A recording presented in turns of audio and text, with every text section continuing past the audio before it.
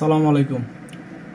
আজ আমি আপনাদের সামনে রবীন্দ্রনাথ ঠাকুরের উপন্যাস মনে রাখার কৌশল নিয়ে হাজির হয়েছি। আশা করি সকলেই খুব সহজে মনে রাখতে পারবেন।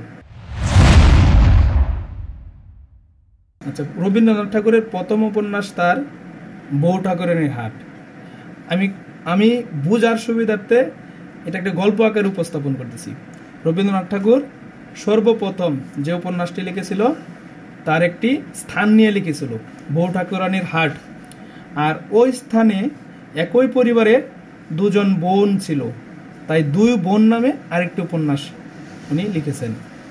আর ওই স্থানের দুই বোনের নাম, একজনের নাম ছিল রাজর্ষি, আরেকজনের নাম ছিল মালঞ্চ। তো রাজর্ষি এবং মালঞ্চ উনি আরো দুটি উপন্যাস লিখেছেন, মালঞ্চ এবং রাজর্ষি নামে।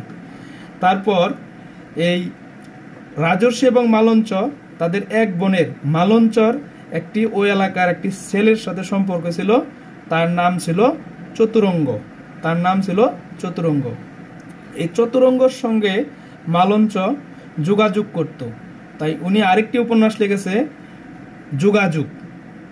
আর যোগাযোগগুলো, মালঞ্চ এবং চতুরঙ্গের যোগাযোগগুলো হতো ঘরে এবং বাইরে। আর এই তাদের অনেক সময় যোগাযোগগুলো করে দিয়েছিল ঘোড়া নামের একজন ব্যক্তি। এই ঘোড়া নামের আরেকটা উপন্যাস ছিল।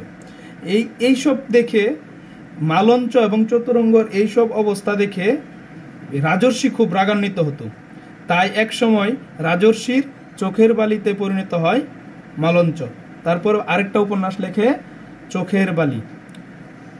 এইসব অবস্থা দেখে চোখের বালি হয়ে যখন মালঞ্চ এইসব কারবার করতেছে, তখন রাজর্ষি এসব সহ্য করতেছে না।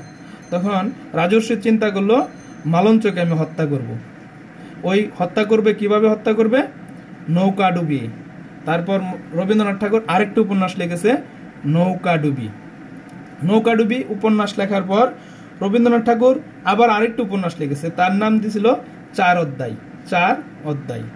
সর্বশেষ উপন্যাস রবীন্দ্রনাথ ঠাকুরের। সকল কিছু মিলিয়ে উনি সর্বশেষ একটি উপন্যাস লিখেছে শেষের কবিতা।